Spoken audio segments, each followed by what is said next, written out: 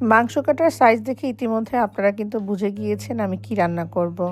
হ্যাঁ, আমি কিন্তু তেহারি রান্না করছি। মাংস ছোট ছোট পিস করে একদম বাংলাদেশি স্টাইলে তেহারি রান্না করছি। এটা কোনো রেসিপি না, জাস্ট আপনাদের সঙ্গে একটু শেয়ার করছি। প্রতি শুক্রবার আমার বাসায় কিন্তু পোলাও রান্না করা হয়। যেটাই হোক, তেহারি হোক, মুরগির বিরিয়ানি হোক, সাদা কোরমা হোক, পোলাও হোক, পোলাও আমার রাঁধতেই হবে। শুক্রবারে শোয়েব নামাজ পড়ে আসার পরে আমরা পোলাও মাংস খাই, আর রাত্রিকাত্র স্কুল থেকে এসে খাই। তো তারপরও মাঝে মধ্যে রাত্রেবেলা হঠাৎ করে ওদের বায়না হয়, ওরা তেহারি খেতে চায়। তো আজকে সেই রকমই একটা দুপুরে সব কিছু রান্নাবান্না আছে, তারপরও আদ্রিয়া বলছিল ওরা রাতের বেলা আজকে তেহারি খাবে। ওই যে দেখেন, আদ্রিয়া আমার সাথে সাথে রান্নার ঘরে দাঁড়িয়ে আছে, সে ঘুরঘুর করছে, তেহারি খাবে। আদ্রিয়া, ওর বাবা সবাই খুবই পছন্দ করে পোলাও। তো যেহেতু ঢাকাইয়া বলে কথা তারা, তো তাদের মধ্যে পোলাও সবসময় খেতেই হয়, আর আমিও পোলাও খুবই পছন্দ করি।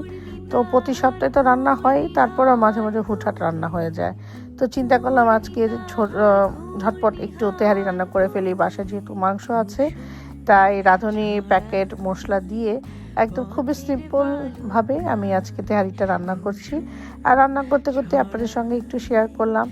তো এখন আদ্রিয়া দাঁড়িয়ে আছে আমার সঙ্গে, কতক্ষণে রান্না শেষ হবে, সে খাবে। তো মাংসগুলো কেটে আমি ধুয়ে একদম কতক্ষণ ঝরিয়ে রেখেছিলাম। এখন মশলাগুলো সব কষানোর পরে এখন আমি এক এক করে মাংসগুলো দিয়ে দিব। আর খুবই সিম্পলভাবে ওই যে পেঁয়াজ একটু বেরেস্তা করে, তারপরে যত মশলা আছে ধনিয়া, জিরা, তারপর হচ্ছে রাঁধুনি প্যাকেট মশলা, এগুলো একটু কষিয়ে, তারপর যত দারচিনি, এলাচি, লং দিয়ে একটু কষিয়ে এখন আমি মাংসটাকে কষাবো অনেকক্ষণ। মাংস কষানোর পরে আমি এর মধ্যে একটু ইয়োগর্ট দিয়ে দেব। ইয়োগর্ট দিয়ে অনেকক্ষণ কষানোর পরে তারপর যখন মাংসটা সিদ্ধ হয়ে আসবে, আমি তখন মাংসটাকে উঠিয়ে তারপর হচ্ছে পোলাওটা রান্না করব। খুবই সিম্পল হিসেবে, কিন্তু খেতে কিন্তু খুবই মজা হয়।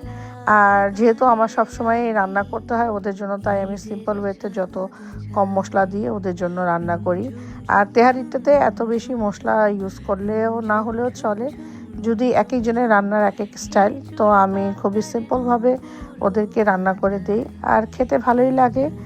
আর এখন এই যে ইয়োগর্ট দিয়ে দিচ্ছি, ইয়োগর্ট দিয়ে তারপর মাংস যত কষাবেন খাবার তত মজা হয়। যে কোনো রান্নাতেই রান্নাতে প্রচুর সময় দিতে হয়, আর সময় না দিলে রান্না ওই রকম মজা হয় না। সময় এবং মশলা দুটোটাই আপনার দিতে হবে।